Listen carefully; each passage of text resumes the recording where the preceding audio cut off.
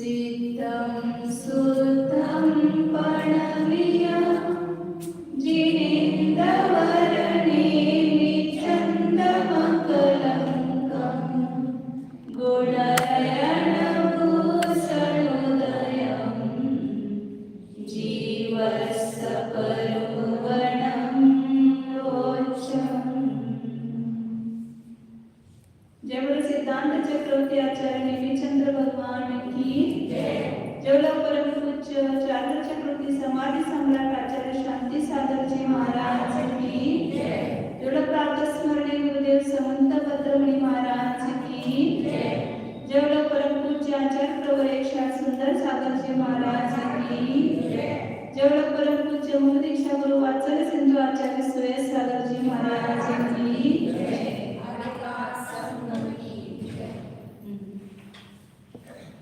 काल आपण 7व्या गुणस्थानाचं स्वरूप पाहिलं होतं, ते केले ना प्रमाणाचे बिलकुल 37,500 त्याचं गोष्ट पण झालं कसं स्वतः काय काय केलं सांगा. पहिल्यांदा स्नेह आणि निद्रा स्नेह आणि मोह बदलिला ते झाले ते 5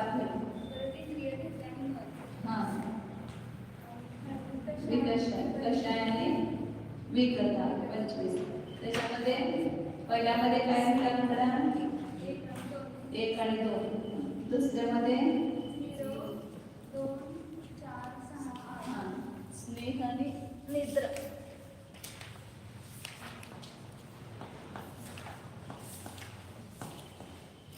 किती 1 आणि 2. नंतर 5 निद्रा. त्यानुकृती निद्रा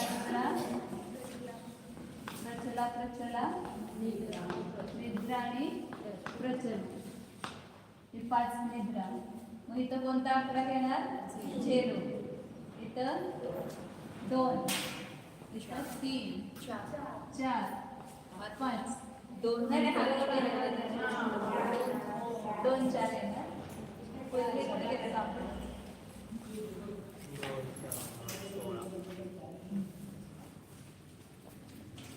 2 4 6 8.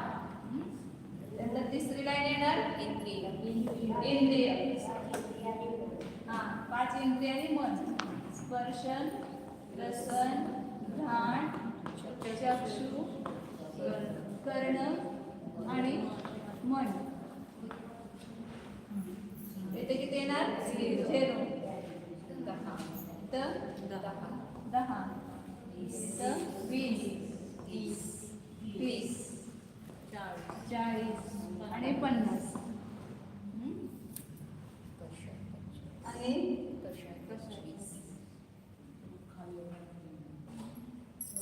कषाय 25 कषाय राहायचे आता. इथून अनंतानुबंधी क्रोध, मान, माया, लोभ. तर ते किती घेणार अनंतानुबंधी क्रोधाला 0. अनंतानुबंधी मान 50 आणि 10 60 येणार. इथं माया 120. अनंतानुबंधी माया 120. लोभ 180. 60च्या पाड्यामध्ये येणार ना. अप्रत्याख्यानावरून 240. असे 60 न वाढवून सगळे कषायाने 9 कषाय येणार. तर शेवटचं 9 कषायचं किती येणार शेवटी 1440 येणार. तिथं शेवटचं काय नपुसक वेद करत 60 वाढवत गेले की तर 1440 येईल. आणि मग परत विकथा येणार. तर पहिला स्त्री कथा, अर्थकथा, वचनकथा,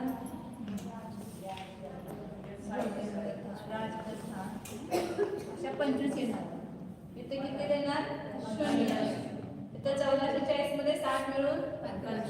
1500 येणार आणि 1500चे पाडा करायचा 3000 मग 4500 हा 6000 15चा पाडा करायचा वर 2 शून्य द्यायचे 15 2 30 15 2 45 15 2 60 15 5 75 आणि 2 2 शून्य द्यायचे वर मग शेवटी किती येणार अष्ट तथा 36 शेवटची कथा कोणती परत संगीत वाद्य कथा वाद्य कथा ते किती येणार 36,000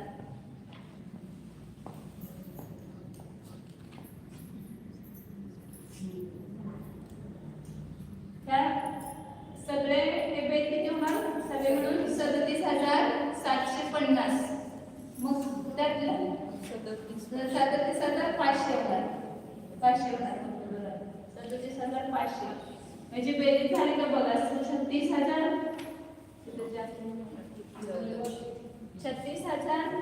1440 50 8 आणि 2 8 आणि 2 10 10 आणि 15 60 60 आणि 1440 1500 झाले आणि 36,000 आणि 1500 37,500 झाले म्हणजे आपले बरोबर आहे असं लक्षात घ्यायचं आता ह्या 37,500 पैकी कोणता पण प्रमाणाचं नष्ट काढायचं असेल उद्दिष्ट काढायचं असेल तर ह्या यंत्रावर आपण काढू शकतो म्हणजे एवढे भेट पाठ झाले आपल्याला कोणते 37,500 एवढे म्हणजे किती कला आहे आचार्याच्या कुठला पण मध्ये हजारावर कोणता आहे असं विचारलं तर लगेच काढायचं आहे 1500च्या आत असेल तर हे घ्यायचं ते नेहमी टाइमली लक्षात ठेवायचं 1500च्या आत आलं त्याच्यात जो आकडा असेल ना त्याच्या पुढचे असेल की हे घ्यायचं त्या दोन्हीच्या मध्ये असेल की हे घ्यायचं त्या दोन्हीच्या मध्ये असेल की हे घ्यायचं त्या 3,000 आणि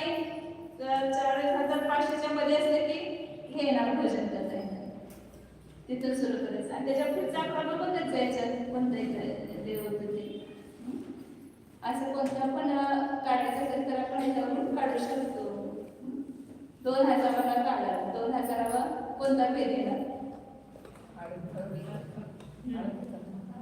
अर्थकथा येणार 1,500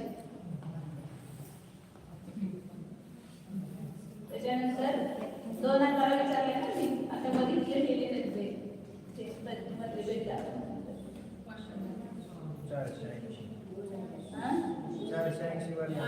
480 कोणता आहे त्याच्यामध्ये प्रत्याख्यान क्रोध आलाय ना प्रत्याख्यान क्रोध येणार 400 मध्ये 480 घ्यायचं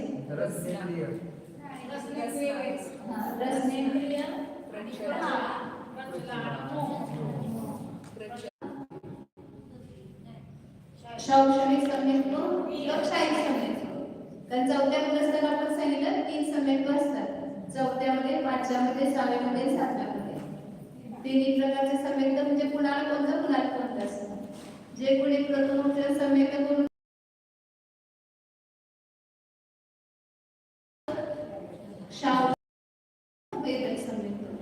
आणि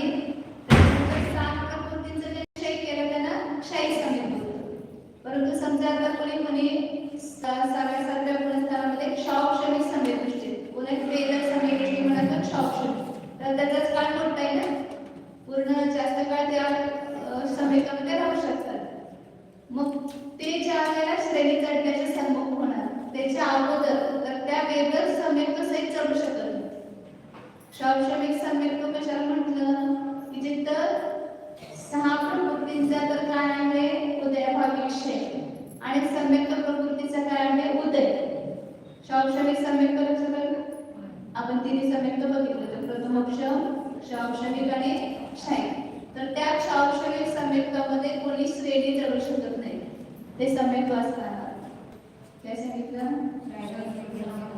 असेल तर क्षय तरच श्रेणी चढू शकतात पहिला नियम काय सांगितला वेदक सम्यक्त सहित श्रेणी चढू शकत नाही मग त्यासाठी उपशम सम्यक्त किंवा शाही सम्यक्त व्हायला पाहिजे मग आता समजा उपशम सम्यक्दृष्टी होणार आहे तर त्याच्या अगोदर सुरुवातीला पहिल्यांदा काय होते, 4 अनंतानुबंधी जे कषाय आहेत, क्रोध, मान, माया, लोभ, त्यांचा उदय तर इथे नाही पण सत्तेमध्ये आहे. तर त्याचे पण काय करतो, तो जो पहिल्यांदा विसंयोजना काय करतो, पहिल्यांदा अनंतानुबंधीची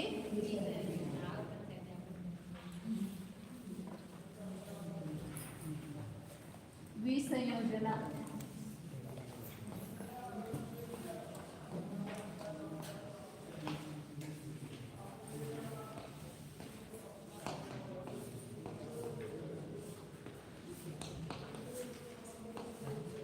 एक अनंतानुबंधी कषाय जे आहे त्याच्याबरोबरच हा शब्द जोडला जातो विसंयोजना.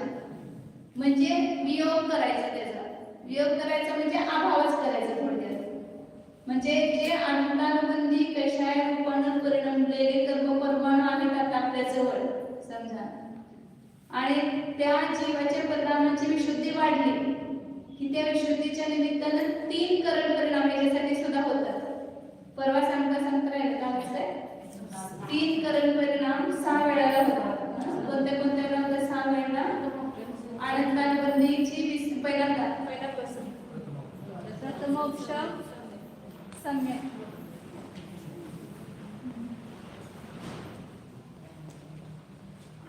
कोणी जो मिथ्यात्व गुणस्थानात आहे आणि तो पहिल्यांदा प्रथमोपशम सम्यक करतो तर 3 करण परिणाम करूनच म्हणजे एवढी परिणामाची शुद्धी होऊनच तिथे त्याला सम्यक होणार. अध्यात्मकरण, अपूर्वकरण आणि अनिवृत्तीकरण नाव आहे त्यालाच आपण अध्यात्म भाषेमध्ये फक्त शुद्धात्मा रूप परिणाम असतो त्याचा, आणि परिणामांची विशुद्धी त्याची वाढलेली असते, त्याला आपोआप ते करण परिणाम होतात. दुसरं सांगितलं द्वितीयोपशम सम्यक. उपशम सम्यक 2 प्रकारचे आहेत, प्रथमोपशम आणि द्वितीयोपशम. आता इथं ते द्वितीयोपशम होते, आता जे आता श्रेणी चढतो ना तिथं द्वितीयोपशम सम्यक होतं. तिसरं क्षायिक सम्यक, त्याच्या अगोदर हे आता सांगतात अनंतानुबंधीची विसंयोजना. अनंतानुबंधीची विसंयोजना होतं सांगितलं क्षायिक सम्यक्त्व.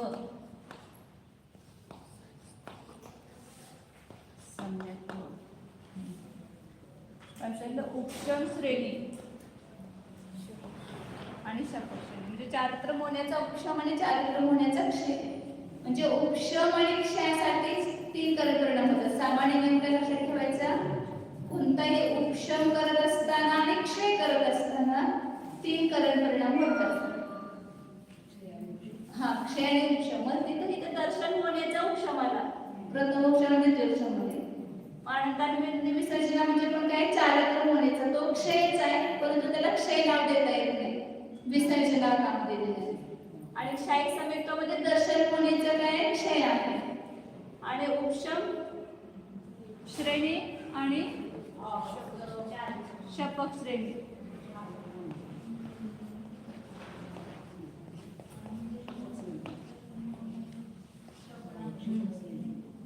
मग ह्या साईच्या वेळेला कधी पण हे सांगून प्राप्त होत असताना तिथं नेमानं 3 करण परिणाम होतात. पण ते करण परिणामाचं नाव काय, नवीन लोकांना लक्षात आले का पाठीमधून दीपकची मिसेस ना काय सांगितलं, सांगतात करण कोणते सांगितले, अध्यात्मकरण, अपूर्वकरण आणि वृत्तीकरण. हे किती वेळा होतात ना सांगितलं, 6 वेळा. एक 6 वेळा म्हणजे 6 वेळा होतातच नाही, त्या 6 वेळा प्राप्त होतात. परंतु एक जीव प्रथमोपशम सम्यक किती वेळा करू शकतोय, असंख्यात वेळा, अनेक भावामध्ये असं पुन्हा पुन्हा पुन्हा किंवा एकाच भावामध्ये नरकामध्ये किंवा देवामध्ये असंख्यात वेळा प्राप्त करू शकतो प्रथमोपशम सम्यक. हे द्वितीयोपशम सम्यक पण 4 वेळा होऊ शकतो, कारण 4 वेळा उपशम श्रेणी चढू शकतो. अनंतानुबंधी विसर्जना पण अनेक वेळा होऊ शकते. क्षायिक सम्यक एकदाच होणार जीवनामध्ये, आणि उपशम श्रेणीवर 2 वेळा चढू शकतो जीव, आणि शपथ श्रेणीवर एकदाच चढतो. क्षय केला की परत त्याचा सद्भाव नाही. तर सांगायचा उद्देश एक आहे की ह्या 6 वेळेला 3 करण परिणाम होतात. मग आता ज्या वेळेला हा जीव उपशम श्रेणी किंवा शपक श्रेणी चढणारा आहे त्याच्या अगोदर जर तो वेदक समयदृष्टी असेल तर पहिल्यांदा काय होणार त्या अनंतानबंदीचे विसर्जन होणार. मग अनंतानबंदीचे विसर्जन होते म्हणजे काय होतंय तर जे अनंतानबंदी रूपाने परिणमलेले परमाणू असतात आपण जे बांधलेले परमाणू ते अप्रत्याख्यानावरून प्रत्याख्यानावरून आणि संचलन आणि नवनकोश या 12 कोश आणि नवनकोश रूपाने त्याचं संक्रमण होऊन जाते. आता कोणा समजा दीक्षा घ्यायची आहे एका भावाला आणि 4 भाऊ आहेत तो काय करतो आपले सगळी संपत्ती 4 भावांना वाटून देतो आणि आपण जाऊन दीक्षा घेतो. तसे अनंतानबंदी तर निघून जाणार आहे. मग ते कसं निघून जाणार तर आपलं सगळे जे धन आहे ते कुणाला देणार प्रत्याख्यानावरून अप्रत्याख्यानावरून प्रत्याख्यानावर संचोधन नवनकोश आहे आणि आपलं धन वाटून देतो आणि तो निघून जातो. कोण आनंद. बस एवढं ते शब्द अवघड वाटतं तुम्हाला सगळं सोपं आहे काय अवघड नाही. तर ते आनंदाबद्दलचे ते सगळे परमाणू असतात आपल्या सगळ्या आत्म्याच्या प्रदेशावर ते सगळे ते आपला स्वभाव बदलणार आणि ते कोणत्या रूपाने होणार अप्रत्याख्यान प्रत्याख्यान संचोधन नवनकोश काही थोडे असे ते थोडे त्या रूपाने ते थोडे त्या रूपाने असं होऊन त्याचं पूर्ण आनंदानुबंधी रूपाने काही सत्तेमध्ये शिल्लक राहणार नाही. त्याला म्हणायचं विसर्जन आनंदानुबंधीचे विसर्जन. तर ते करत असताना सुद्धा हे सुद्धा परिणामांच्या विशुद्धीने होते. हे काम जे जे काम इथं आहे ना ते सगळं परिणामांच्या विशुद्धीचे आहे. जे गुणस्थानाच्या मध्ये वर चढत असताना जे वर जातो जीव ते कशामुळे जातो आपण करायचं काय नाही ते संयोग विसर्जनाविषयी करायचं काय टेन्शन नाही आपल्याला हे सगळं आपोआप होणार आहे. फक्त आपण आपलं ध्यान करायचं आणि मी हा सगळ्या शरीरापासून ह्या कर्मापासून भिन्न आहे नियमसार करायचा की तिथं कर्मकांड आपोआप होते. नियमसार केला की कर्मकांड होते. जे आध्यात्मिक सांगितलेलं आहे ते आपलं म्हणजे ते पुरुषार्थ आपण करायचंय म्हणजे तो साक्षात मार्ग आहे. आणि ते होत असताना ते करत असताना काय काय घडतंय कर्मामध्ये त्याचं वर्णन हे सगळं कर्णानुयोगामध्ये सांगतात. कर्णानुयोग करायचं नसतं काय तो आपोआप होत असतं सगळं. द्रव्यानुयोगाचं अवलंबन घ्यायचं आपण. द्रव्यानुयोगामध्ये जे सांगितलं 7 तत्व 9 पदार्थ त्यांचं श्रद्धान करणं त्यांना जाणणं आणि चरणानुयोगामध्ये सांगितलं तसं बाह्य आणि द्रव्यानुयोगामध्ये सांगितलं अभ्यंतर आचरण करून ज्याला करतो आणि परिणाम आपले विशुद्ध होत जातात त्यावेळेला जे काही कार्य होतंय ते ह्याच्यामध्ये सांगतात. मग ज्याला ते 6व्या ग्रस्तांवरती म्हणजे त्यांच्या परिणामाची अत्यंत विशुद्धी वाढते त्यावेळेला हे 3 करण परिणाम होतात आदकरणादी आणि अनंतानुबंधीचे काय होते विसर्जन. या अनंतानुबंधीचे विसर्जन आपण आता सुद्धा करू शकतो म्हणजे होऊ शकते आपले करू शकतो म्हणजे होणार आपले म्हणजे करणार काही नाही आपण परिणामाचे उज्ज्वल झाले आपले ध्यानाधिकाच्या माध्यमातून की ते आपोआप अनंतानुबंधीचे सगळं सोडून निघून जाणार. ते अनंतानुबंधी कशा आपल्याला पकडून ठेवलेल्या पद्धतीने आपल्याला ते सगळ्यात हा काय जीव आपल्याकडे बघत नाही तो आपल्या ध्यानामध्ये म्हणतात आणि ते सगळे आपल्याला सोडून निघून जातात. म्हणून आपण ते कर्माच्या जेवढा अधीन होत गेलो ना ते कर्म आपल्याला आपल्या अधीन करत जातात आणि जेवढा आपण त्या कर्माच्या अधीन होत आपल्या आत्मस्वरूपामध्ये राहायला लागलो की ते कर्म आपोआप आपलं घर सोडून निघून जातात. पाहुण्याला काय करतो आपण त्यांचे आवभगत करतो फार चांगलं खाऊ घातलं की राहतात अजून एक दिवस राहूया म्हणून ते वाढवतात. मान तुम्ही आल्यानंतर त्याच्याकडे बघितलंच नाही त्यांची आवभगत केली नाही आदर सन्मान केलं नाही तर बस आता आम्ही 4 दिवसासाठी आता करतो 1 दिवसातच निघून जातात म्हणून निघून जातात. असे काय काय लोक असतात बघा तुम्ही ते काय पाहुण्याचं हे करत नाही पाहुणचार करत नाही त्यांच्या घरात पण जात पण नाही राहिला गेलं तर सुद्धा राहत नाही. तसं इथं एक कर्माचे जेवढे आपण आवभगत करू ना त्याच्यामध्ये जेवढं त्याच्या अधीन होऊन तेवढं ते आपल्याला चिपटून बसतात आणि त्याचं आपण त्याच्याकडे दुर्लक्ष केलं आणि आपल्या आत्मस्वरूपामध्ये त्याचं फेरविज्ञान केले की ते आपोआप निघून जातात. म्हणजे सर्व कर्म निघण्याची ही साधनच आहेत जे आपल्याला परत समिती, गुप्ती, हे सगळे सांगितले ना, ही सगळी साधन आहे त्या कर्मनिर्जरेची. पण त्याचं अवलंबन आपण घ्यायचं. मग ही आनंदानुबंधीची विसर्जना 4थ्या, 5व्या, 6व्या, 7व्या चारही गुणस्थानामध्ये होऊ शकते. कुठं पण होऊ शकते चारही गुणस्थानामध्ये. परंतु आता हा जे कुठं आहे श्रेणीवर चढावा लागलेला म्हणून मुलींच्या अपेक्षा वर्णन करतात इथं. 6व्या, 7व्या गुणस्थानावरती म्हणजे राज वेदक सम्यक दृष्टी होते, परंतु ते आता काय झाले आनंदानुबंधीची त्यांनी वेदक सम्यकामध्येच काय केली आनंदानुबंधीची विसर्जना पहिलं काम. आता हे पुसते मी बाकी सगळं.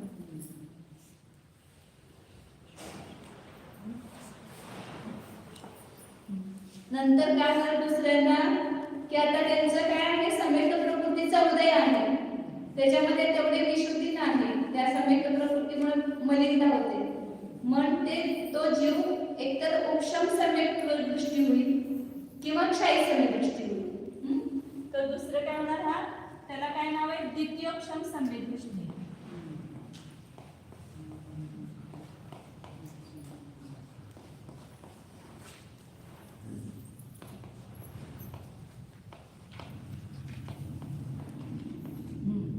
तर इथं द्वितीय हा शब्द का आला की पहिल्यांदा एका वेळेला त्यांनी मिथ्यात्वातून उपशम केला होता, मिथ्या दृष्टी होता आणि उपशम करून तो 4थ्यामध्ये, 5व्यामध्ये का 7व्यामध्ये जातो त्या गुणस्थानामध्ये, म्हणून त्याचं नाव आहे प्रथमोपशम सम्यक. आणि ज्यावेळेस श्रेणी चढण्याच्या अगोदर उपशम होतं हे 4थ्या, 5व्या, 6व्या, 7व्यामध्ये, इथं 6व्या, 7व्यामध्येच घ्या.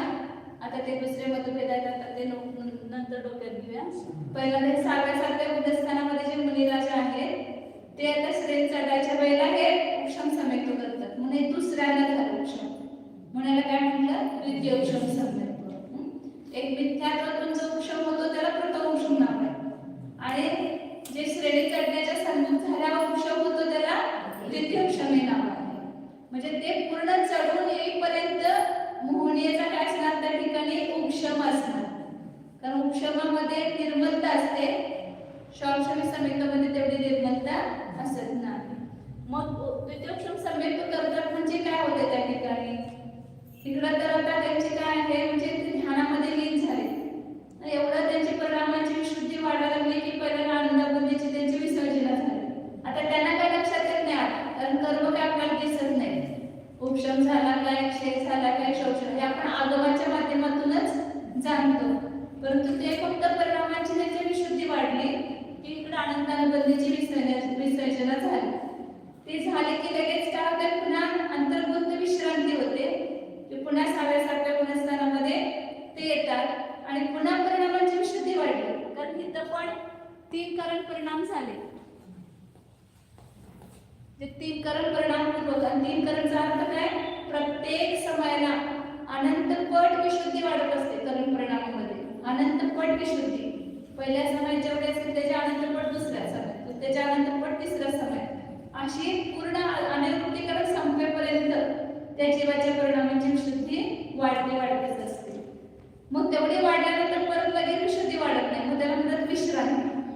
मध्ये गंधर्व विश्रांती घेतो म्हणजे विशुद्धी आता वाढायची बंद झाली, मग ते पुन्हा 6व्या, 7व्या गुणस्थानामध्ये वर खाली होतात आणि पुन्हा परिणामांची विशुद्धी वाढायला सुरुवात होते, पुन्हा 3 करण परिणाम होतात आणि मग द्वितीयोपशम सम्यकत्वाची प्राप्ती होते.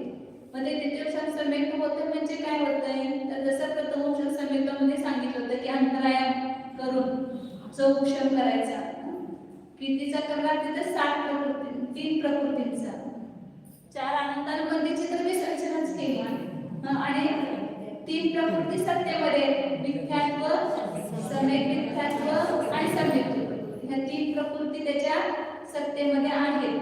तर त्या 3 प्रकृतींचा उपशम करतो. तर तिथं 3 प्रकृती असं काढलं समजा आपण,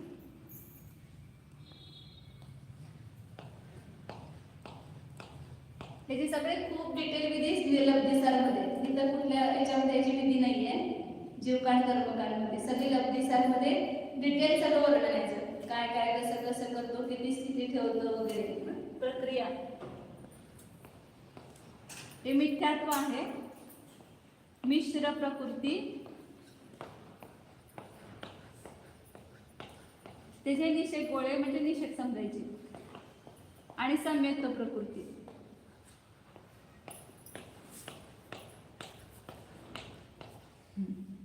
तर ह्या तीन प्रकृतींचा काय करतो, उपशम करतोय. तर प्रथमोपशम सम्यक्त होते म्हणजे उपशम करतो म्हणजे काय, तर परवा सांगितल्याप्रमाणे प्रथमोपशम म्हणजे याची जी स्थिती आहे खाली, त्या दोन उदयाला नाही येत आता प्रकृती मिथ्यात्व मिश्र, तर त्याची एक आवली प्रमाण, एक आवली म्हणजे ती पण समयाची एक हे युनिट आहे, एवढ्या समयाला एक आवली म्हणतात. तर त्या एक आवली सोडून बाकीच्या वरच्या अंतर्भूत प्रमाण निषेकांचं काय करतो, अंतर करतो. म्हणजे त्याला खाली अगोदर उदयाला निर्मित करणार आणि वर उदयाला पाठवणार. तर हा आता इथे वर कसं जाणार नाही, म्हणजे उत्कर्षण होणार नाही, होते खाली जावं लागतात, कारण मिथ्यात्वाचं बंद होत असेल तर वर देणार नाही. आता आपल्याला काय बाकीचं फक्त एक सामान्य विधी बघायचे. आणि सम्यक्त प्रकृतीची उदय असल्यामुळे एक अंतर्भूत पहिली स्थिती सोडून त्याच्या वरच्या निषेकांना काय करतो, तो हे अंतर करणार, म्हणजे ह्या निषेकांना त्याचं आकर्षण करून खाली देऊन अभाव करणार, एवढी जागा रिकामी होणार, त्याची अंतरकरण होणार. इथं निषेध नाहीये. तो जीव एवढ्या काळात सगळं उपशमश्रेणी चढून उतरून येईपर्यंत हा सगळा काळ अजून शिल्लक असतोय, जास्त असतोय, असं अंतर करून. आणि तिथं जे स्थितीमध्ये किती अंतपोडापुढे सागराची दुसरी स्थिती अंतपोडापुढे सागर, तिथं ते असणार निषेध. फक्त एक अंतर्भूत प्रमाण जो आयाम आहे तेवढे बदलत, तेवढ्याकडे मात्र निषेकांचा काय करणार, तो अभाव करणार, त्याचा अभाव होतो. अभाव होतो म्हणजे वर खाली होतात, हे रिकाम होती जागा. आणि मग त्या ठिकाणी हे 7व्या गुणस्थानामध्ये किंवा 6व्यामध्ये चालले जायचं. तर त्या ठिकाणी त्यांना काय होणार, ज्यावेळेला हा संपणार इथं अंतराय, तर इथं सम्यक्त प्रकृतीचा उदय नाही, मग तो कोण होणार, प्रथमोपशम द्वितीयोपशम सम्यक दृष्टी. त्याचा पुन्हा एकदा उपशम अंतर करून उपशम करणार, हे दुसऱ्या स्थितीमध्ये असणारे निषेध पुन्हा उदय होऊन खाली येऊन येते, म्हणून काय करणार, उपशम, अंतरकरण उपशम. फक्त कोणाचा होतो, दर्शन मोहनीयांचा आणि चारित्र मोहनीयांचा अंतरकरण रूप उपशम होतो, बाकी कोणत्याही कर्माचा हा अंतरकरण उपशम होत नाही. तर काय काय झालं, पहिला आनंदानुबंधीची विश्लेषण केली, ती पण 3 करण परिणामाच्या द्वारे केली. नंतर 3 करण परिणाम करून ज्याला अनिवृत्तीकरणामध्ये येतो त्यावेळेला त्याचा पण बहुभाग काळ गेल्यानंतर हे काम होते, अंतर करून त्याचा उपशम होतो. आता फक्त तुम्ही एवढं लक्षात ठेवा, कारण अजून पुढे लब्धीचा लक्ष करायला काय तर शिल्लक ठेवायला पाहिजे आपल्याला. इथं सगळं समजलं तर लब्धीसार शिकायची काही गरज होणार नाही. इथं फक्त काय लक्षात ठेवायचं, 3 करण परिणामाच्या द्वारे तो काय होतो, दर्शन होण्याचा उपशम करून द्वितीयोपशम सम्यक दृष्टी होतो. म्हणजे त्याच्या सगळ्या प्रकृती सत्तेमध्ये आहेत, परंतु उदयाला येत नाही. कुठल्या दर्शन होण्याचा उदय त्याला नाही, तो द्वितीयोपशम सम्यक दृष्टी झाला. द्वितीयोपशम सम्यक दृष्टी झाल्यानंतर तो कुठली श्रेणी चढणार, उपशम श्रेणी चढू शकतो. जो द्वितीयोपशम सम्यक दृष्टी होतो तो उपशम श्रेणीतले चारित्र होण्याचा उपशमच करणार, फक्त तो क्षय करू शकणार नाही. त्याच्यामध्ये योग्यता फक्त उपशम श्रेणी चढण्याची, आणि त्यासाठी मग तो पहिल्यांदा आदरकरण करणार. उपशम श्रेणी चढण्यासाठी पहिला करण परिणाम कोणता, आदरकरण. तो कुठं होणार, 7व्याच गुणस्थानामध्ये होणार, आणि तिथंच त्याला सातिशय प्रमत्त म्हणणार आपण. सातिशय प्रमत्त ही संज्ञा कुठे आली, की ज्याला आनंदानुबंधीची विश्लेषण केली, द्वितीयोपशम सम्यक दृष्टी झाला, आणि त्याच्यानंतर श्रेणी चढण्यासाठी पुन्हा आदरकरण परिणाम केला, सुरू केला, की तिथे त्याला सातिशय अप्रमत्त म्हणतात. तर तो नियमानं खाली येणार नाही, तो नियमानं काय होणार, 8व्या 9व्या 10व्या गुणस्थानामध्ये बरोबर चढत जाणार तो जीव. म्हणतात तिथं त्याला ती सातिशय आली त्या अप्रमत्त गुणस्थानामध्ये, त्याच्यामध्ये. तर काय झालं आता, हा हे झाल्यानंतर उपशम श्रेणी चढण्याच्या सन्मुख होतो, त्याला आदरकरण परिणाम होतात. तर हे 7व्या गुणस्थानामध्ये झाले.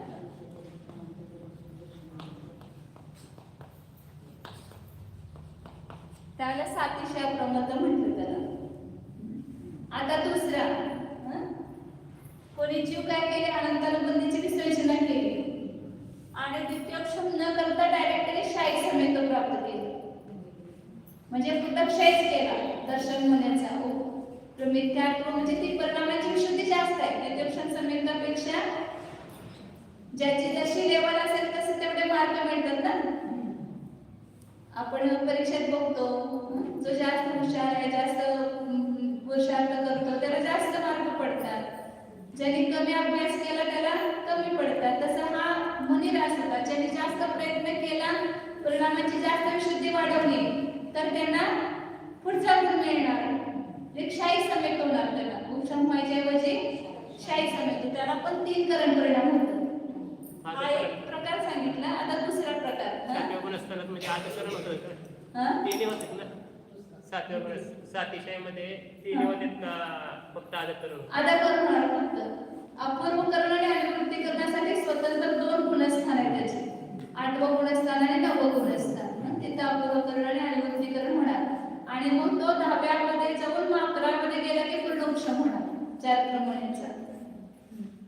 उपशम श्रेणी चढणार. हा कोण चढणार? उपशम श्रेणी चढणार. आता दुसरा जीव आहे तो अनंतानुबंधीची विश्लेषणा करून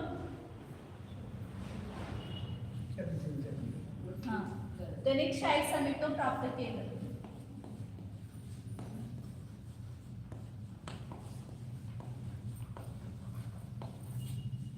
हा काय म्हणतात त्याला? एक ग्रेडच्या वर काय असते?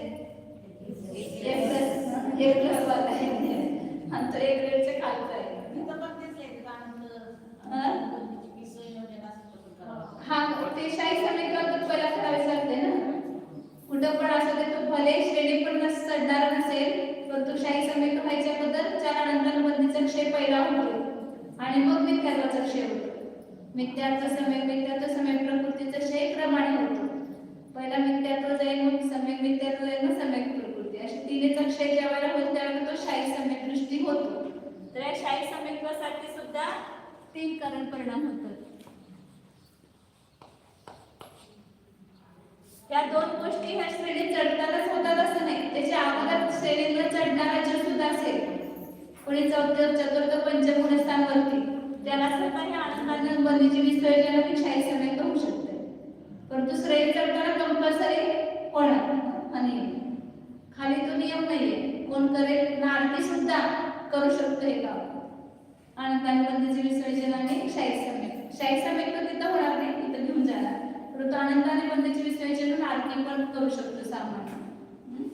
7व्या नरकातला आरती एवढा तिथं किती प्रतिकूलता आहे आणि तिथं सुद्धा तो प्रथमोपशम सम्यक्त्व, शावश्रमिक सम्यक्त्व या अनंतानुबंधीची विश्लेषणा करण्याचे थोडे विशुद्ध परिणाम होऊन तिथं सुद्धा हे कार्य होऊ शकते. तेवढ्या प्रतिकूलतेत तो करतो आणि आपल्याला अनुकूलतेमध्ये मला होत नाही.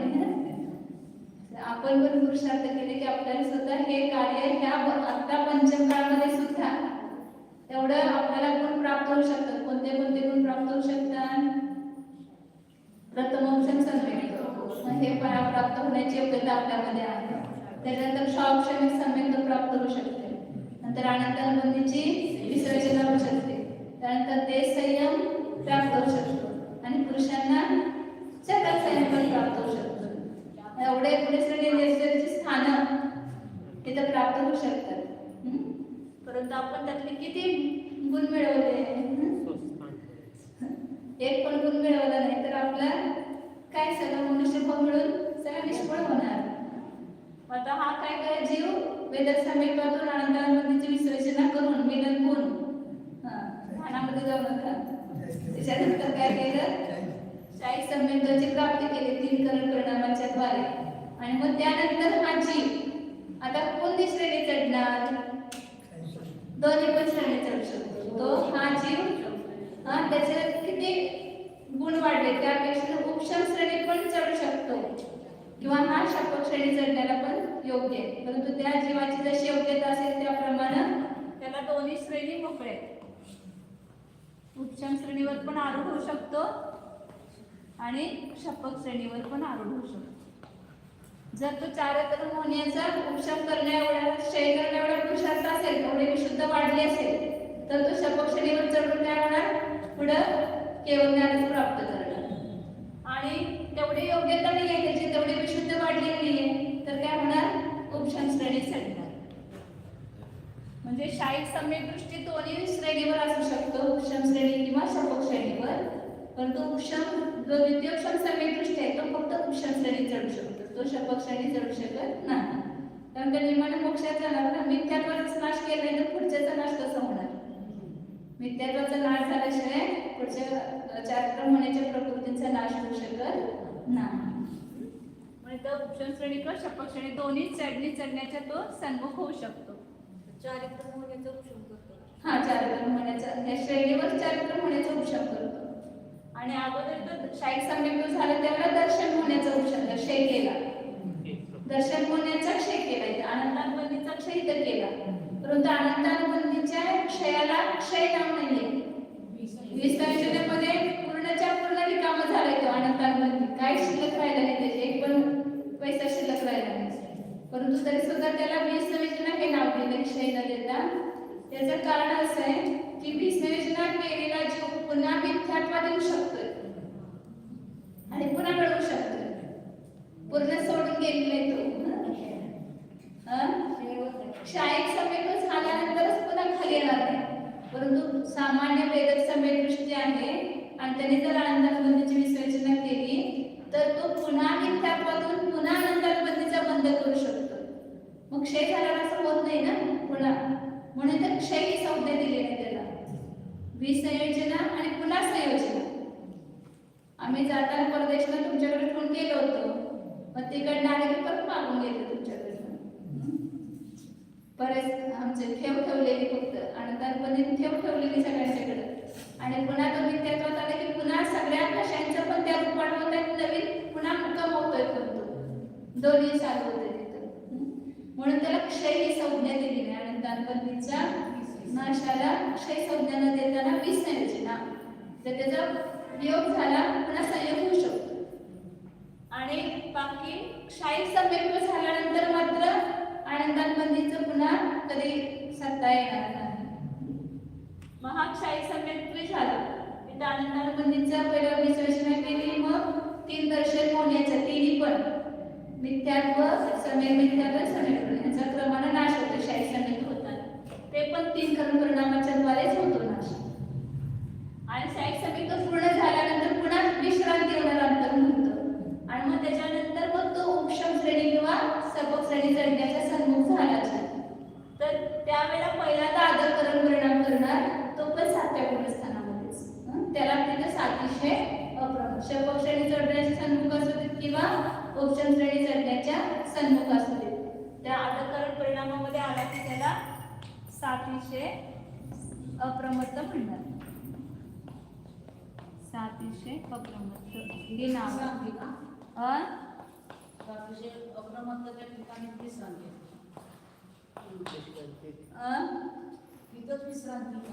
विश्रांती 7व्या गुणस्थानामध्ये जाणार, त्याला विश्रांती म्हणायची. म्हणजे विशुद्धीची वाढ नाही, त्याला विश्रांती म्हणायची.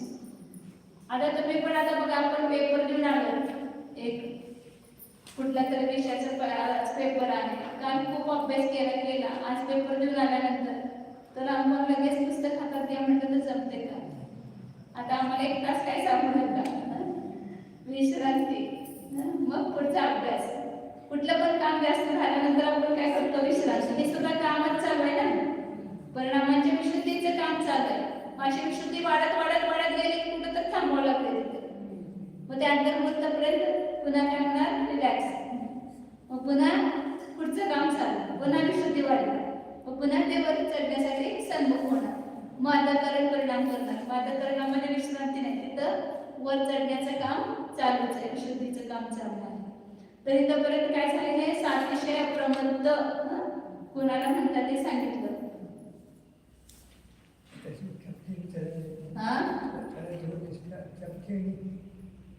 शाहीक सम्यक दृष्टी दोन्ही श्रेणी चढू शकतो सांगितलं ना, उपशम श्रेणी पण चढू शकतो, शपक श्रेणी पण.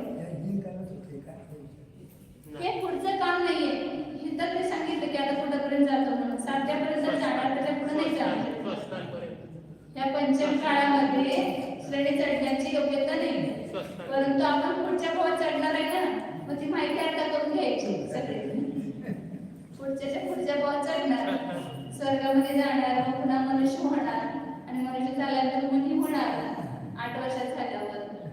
आणि असं आपलं संकल्प करून ठेवायचा सगळा पुढचा. ते संस्कार आपल्यावर करायचे म्हणजे आपोआप 8 वर्ष झाली की कोणतरी भेटणार गुरु आणि आपण तिथे दीक्षे घेऊन जाणार. आणि तिथं केल्यावर आपल्याला एक काम करायचं आहे सगळं, मग समजून घ्यायचं आपण.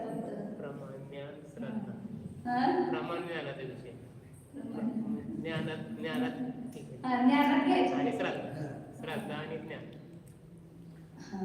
जेवढं शक्य तेवढं करायचं, बाकीचं श्रद्धा ठेवायचं. हे असं आहे आणि असं होत आलं पुढे. काय झालं पुढे जाऊया का? आता 48वी गाथे, आता प्रबुद्ध धर्माची आता लक्षण सांगतात त्या गाथेमध्ये.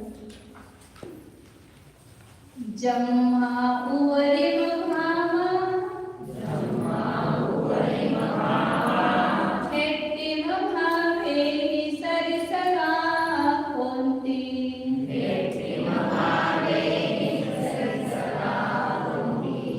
तम्मा पडमं करणं अधापवत्तो तिनित्तिठं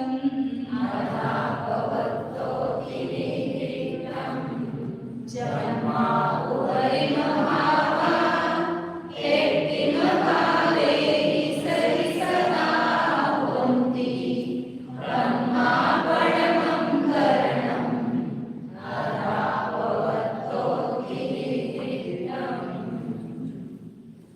जम्मा जाती उवरी व भावा वरचे भाव म्हणजे वरच्या समयामध्ये स्थित असणाऱ्या जीवांचे परिणाम.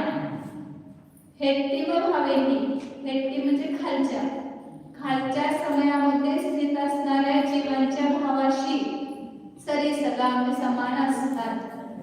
त्याला पहिलं करण अधःप्रवृत्त असं म्हणतात. ती व्याख्या सांगितलेली नुकती सिद्धार्थ. अधःकरण नाव काय त्याचं? अध शब्दाचा अर्थ तो खाली.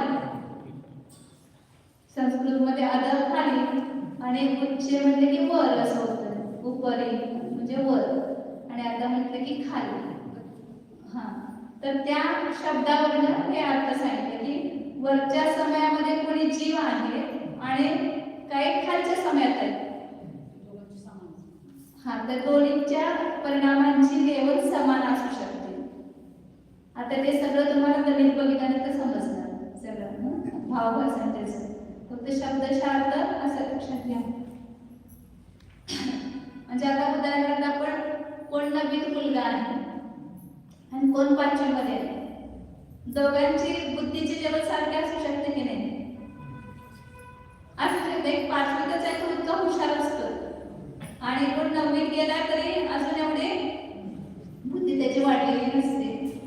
तर दोघांची लेवल समान असू शकते की तसा 9वीतला मुलगा 5वीतल्या वर्गाशी समान झाला त्याला म्हणायचं आदर.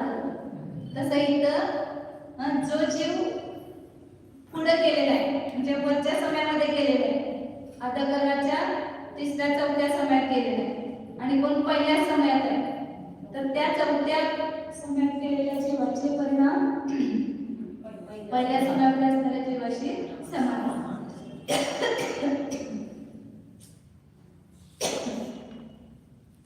तर ते समजून घेण्यासाठी आता सगळं आपण पुढच्या कार्यक्रमामध्ये अधःकरणाचं स्वरूप समजून घेऊ. तर पहिला करण शब्दाचा अर्थ काय?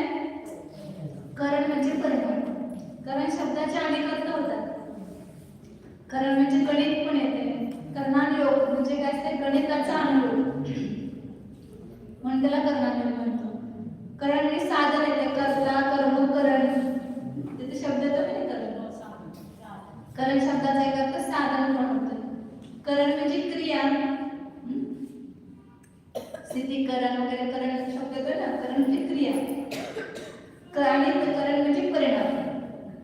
तर ही अर्थ घ्यायचं. करण म्हणजे परिणाम, जीवाचे परिणाम. तर ज्या परिणाम विशेषाच्या द्वारे हे उपशमादी क्रिया होतात, होण्याचा उपशम किंवा क्षय होण्याची क्रिया होते, त्या विशिष्ट परिणामांना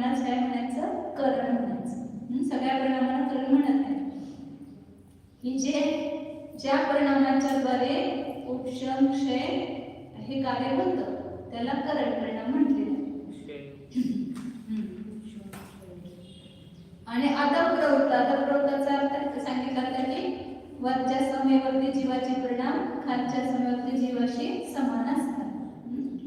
आता हे आदर करण्याचं पहिल्यांदा आपण स्वरूप समजून घेऊ, म्हणजे मग हे कसे समान असतात ते तिथं गणिताबद्दल आपल्याला कळतं. तर आदर करण्याचं पुढचं एक गाथावरचं 49 नंबरची गाथा. अंतो मुहूर्तमेतो तत्कालो बोधितत्थ परिणामा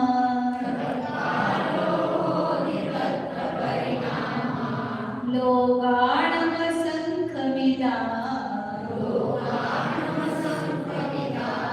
उवर्वरिं सरे सवर्ति गया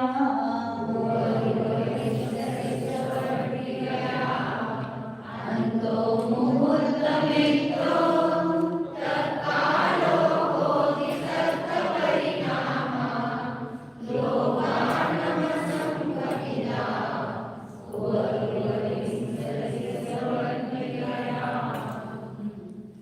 अंतो मुहूर्तमेतो तत्कालो. हा आदर करण्याचा काळ किती आहे? अंतर्मुहूर्त. म्हणजे अंतर्मुहूर्त काय लागतो? अंतर्मुहूर्त म्हणजे आता किती आहे ते आपल्याला सांगता येत नाही. गावडीच्या वर आणि परत त्याच्यासाठी सेकंदाचा काळ, काही सेकंदच आहे समजा. नेमकी किती सेकंद आपल्याला नाही माहित नाही, परंतु सेकंदामध्येच आहे. तर त्या आदर प्रवृत्त करण्याचा काळ किती? अंतर्मुहूर्त. आणि तत्त परिणाम त्यामध्ये होणारे परिणाम एका जीवाचा तर एका समयात किती परिणाम होणार? एकच. त्या आदर करण्याचा एकच परिणाम होणार ना. ती जी विश्रुती परिणाम आहे ते एकच असणार, परंतु अनेक जीवांच्या अपेक्षेने, जसं नाना जीवांच्या अपेक्षेने जे जीव हे आदरकरण करण्यासाठी प्रविष्ट होतील, सुरुवात करतील, तर कुणाचा कमी विशुद्ध, कुणाचा थोडा जास्त विशुद्ध, कुणाचा मध्यम विशुद्धी, असे विशुद्धीचे अनेक लेवल आहेत, प्रकार अनेक आहेत.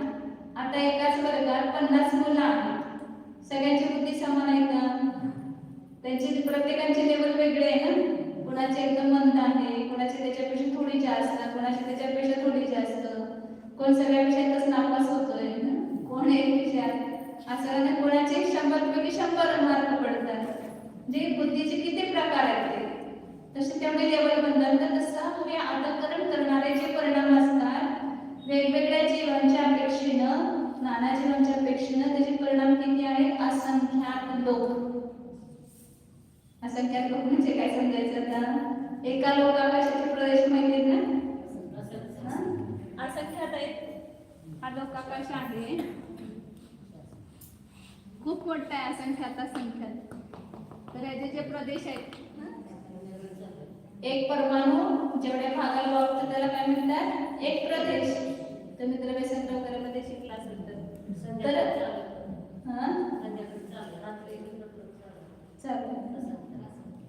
ते गणित घेतलं होते की बाबा, ते शलाकाखंड आणि आता येत नाहीत ना लोक सगळे. तर आता आपलं पण होणार आहे, पुढे होणार आहे अजून 1-2 अधिकार घेतल्यावर घेऊ. तर त्या एका लोकाकाशाचे जेवढे प्रदेश, किती आहेत प्रदेश एका लोकाकाशाचे? असंख्यात म्हणताय ना. त्याला म्हणायचं एक लोक. असं दुसरा लोक घ्यायचा, त्याचे प्रदेश किती? असंख्यात. पुन्हा तिसरा लोक घ्यायचा, त्याचे प्रदेश किती?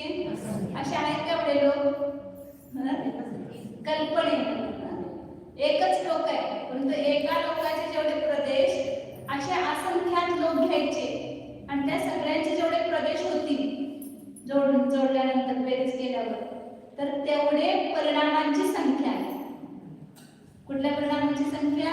आदर प्रवृत्त करण्याचे परिणामांच्या कॅटेगरी एवढे आहेत. थोडे विशुद्ध, जास्त विशुद्ध, त्यापेक्षा जास्त विशुद्ध, असे किती आहेत? असंख्यात लोक. आपला वेळ झाला. गणितात उद्या चालू करू आपण, म्हणजे सांगायला फक्त आदर करण्याचा काळ लक्षात ठेवा,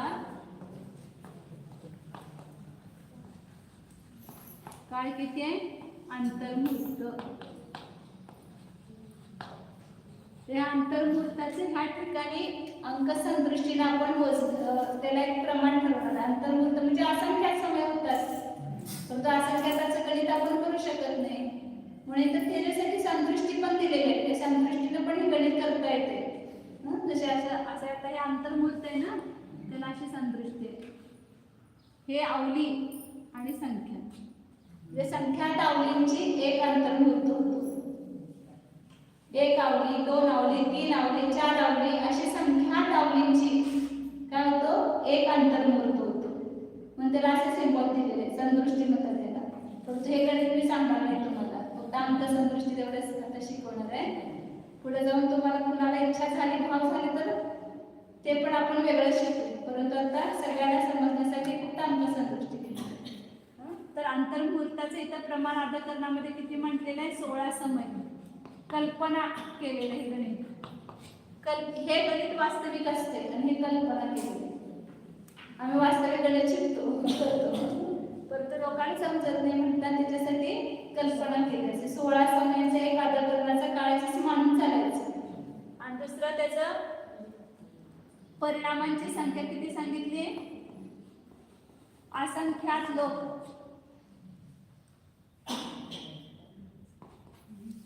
असंख्यात लोक म्हणजे एका लोकाकाशाच्या प्रदेशांना असंख्यातानं गुणायचं.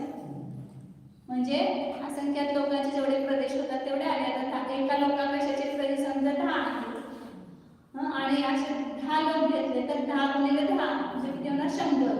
तसे असंख्यात लोक.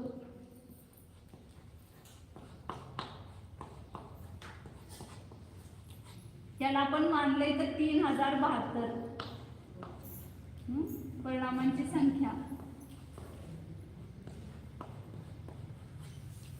आता आपण एक एक का उद्या शब्दांचे अर्थ समजून घेणार आहे गणितासाठी. तर त्यापैकी 2 तुम्ही आताच इथे समजून घ्या की हे 16 समय याला काय म्हणायचं? पद, किंवा याचं नाव आहे गच्छ, किंवा याला म्हणतात अध्या. समय काळ, काळ आहे ना, अर्धकरणाचा काळ. कोणतं पण काळ असेल त्याला किती नाव आहे? त्याला काय म्हणतात? पद, गच्छ, अध्या. म्हणजे त्या समयांची संख्या किती समयपर्यंत होतात त्याला म्हणतात. तुमच्याकडे नोट्स आहे ना, नोट्समध्ये काढा. तुम्हाला जरा वाचून पण येत जावं थोडं थोडंसं तुम्हाला लक्षात येईल आणि एकदा वाचल्यानंतर शिकल्यानंतर अजून चांगलं लक्षात येईल. 2 वेळा अभ्यास करायचा, अगोदर पण वाचायचं नंतर पण वाचायचं, त्याला पक्क होतं आपलं. तुम्हाला सांगतो उद्या वाचून आहे तेवढं तुम्ही. 54 पाने 53 पानापासून वादळ करत दिले ना त्याच्यामध्ये खाली, परंतु वाचून घाबरू नका असं म्हणजे झालं. नाहीतर उद्या येणारच नाही तासाला. फक्त त्या शब्दांची तुम्हाला एकदा वाचलेलं असेल तर लवकर लक्षात येईल म्हणून सांगितलं. तिथं लिहिलं पद म्हणजे काय? गच्छ, अध्वान, अध्या, आयाम, स्थान. 54 पानात काढलं. तिथं लिहिलं पद म्हणजे एकूण स्थानांचे जे प्रमाण त्यास पद म्हणतात. तर अर्धकरणाचं किती आहे? पद अंतर्मुहूर्त आहे. त्यालाच आपण काय म्हटलं? 16 म्हटलेलं आहे. दुसरं सर्वधन म्हणजे ते विवक्षित सर्व स्थानासंबंधी सर्व द्रव्य जोडल्यावर जे प्रमाण त्या सर्वधन म्हणतात. म्हणजे हे सर्वधन झालं. 3072 परिणाम म्हटले ना आपण. ते प्रत्येक समयातल्या परिणामांची बेरीज केली तर त्या सगळ्या 16 समयामध्ये एकूण किती परिणाम होणार? 3072 असे मानले आपण. ते आहेत वास्तविक किती? असंख्यात लोक. परंतु गणित समजावून सांगण्यासाठी त्याची कल्पना केली, त्यामध्ये आपण आरोप केला आहे असंख्यात लोक आहेत असं. तर त्याला 3072 काय म्हणतात? त्याला सर्वधन म्हणायचं. तुम्ही एका महिन्यामध्ये किती प्रॉफिट मिळवला ते काय झालं तुमचं? सर्वधन. मग आज एवढं प्रॉफिट, उद्या एवढं, परवा दिवशी एवढं, पूर्ण महिन्यामध्ये किती बॅलन्सिंग करता ना त्याच्यामध्ये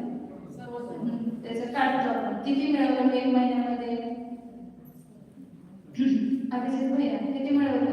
1000 काढला किती मिळवलं? एक महिन्याचा पण काढतो बॅलन्स किती मिळवलं? तसं इथं पूर्ण 16 समय म्हणजे अंतर्भूत आधाराच्या काळामध्ये एकूण किती परिणाम होतात? तर असंख्यात लोक, एकेका समयात पण असंख्यात लोक आहेत आणि सगळे मिळून पण किती होतात? एकेका समयात जे आहे ते थोड्या संख्येत असतात आणि सगळ्यात मिळून जास्त असतात. आता या थोडं घाबरायचं नाही गणिताला. तुम्हाला जसं समजलं तसं मी शिस्ती सांगू जाणार, परंतु अजिबात सोडायचं नाही मध्ये. समजणारच, परंतु नाही समजलं तरी ऐकून घ्यायचं एकदा. आणि हा चढ उतार चालू असणार, त्याच्यानंतर पुन्हा आणखी सोपं येते परंतु एवढं. आणि परंतु हे समजून घेण्यासारखं आहे. आपण कधीही हे समजून घेतलं नाही, एकदा तरी आपल्याला समजलं की पुन्हा आपल्याला समजते लगेच.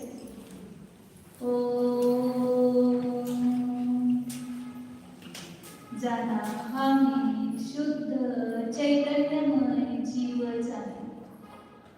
हामी अखंड आहे, सदैव आहे,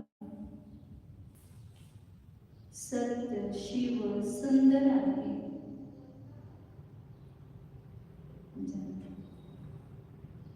शुद्ध चैतन्य स्वरूप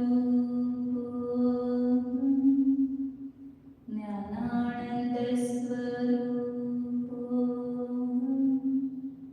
एकत्व विभक्त स्वरूप निर्मम स्वरूप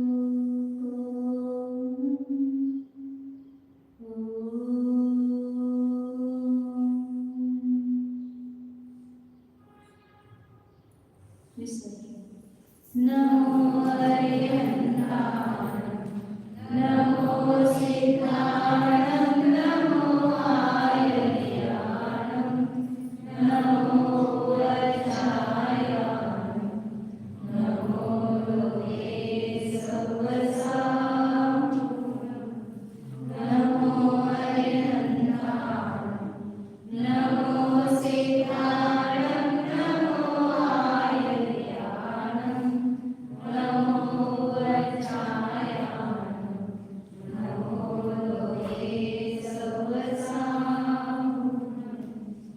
नमो हरिहंता, नमो सिद्धाणं, नमो आयर्याणं, नमो वज्रायाणं, नमो लोके सर्वसां.